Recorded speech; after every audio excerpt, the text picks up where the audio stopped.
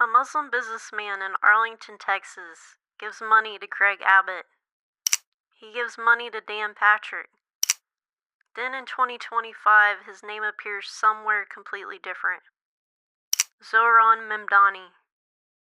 The businessman is Hussein Mahrouq, an Arlington entrepreneur whose interests span automotive businesses, finance, technology, and real estate. His footprint in the city goes beyond business.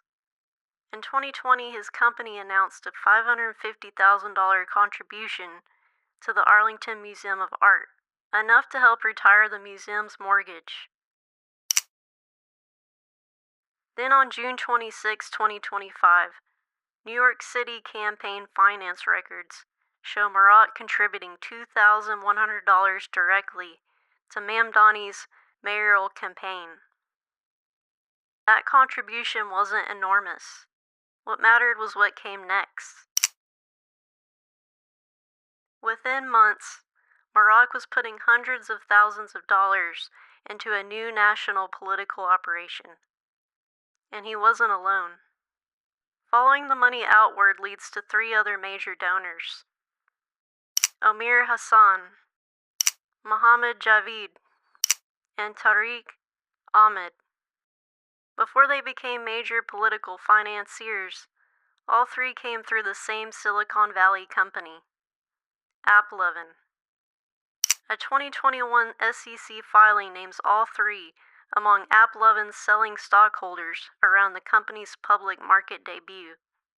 That doesn't tell us how much each person ultimately made. It establishes something more basic. The relationship existed before the politics. Then came Mamdani. In 2025, Hassan and Javed each contributed roughly $250,000 to New Yorkers for lower costs, an outside spending group supporting Mamdani. Ahmed contributed another $25,000. Together, three former AppLovin colleagues put more than $500,000 into the same political effort.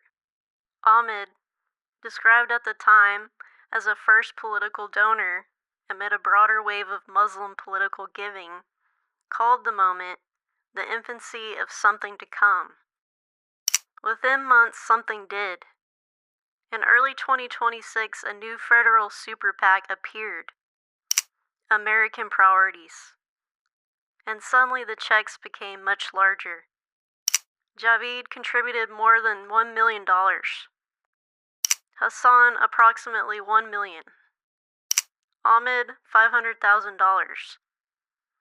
Three former AppLovin colleagues had gone from roughly $500,000 around the Mamdani political effort to approximately $2.5 million in the same new national vehicle.